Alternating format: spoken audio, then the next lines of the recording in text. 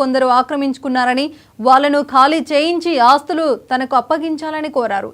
దీంతో మోహన్ బాబు ఫిర్యాదుపై స్పందించిన collector మనోజ్కు collector నోటీసులు పంపారు.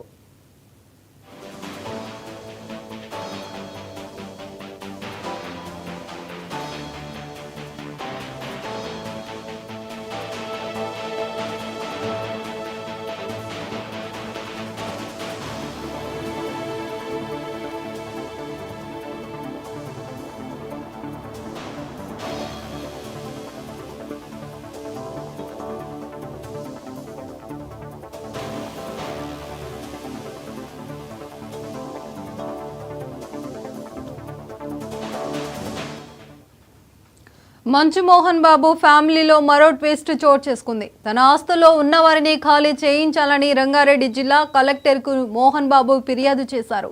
జల్పల్లిలోని తన ఆస్తులను కొందరు ఆక్రమించుకున్నారని వాళ్లను ఖాళీ చేయించి ఆస్తులు తనకు అప్పగించాలని కోరారు.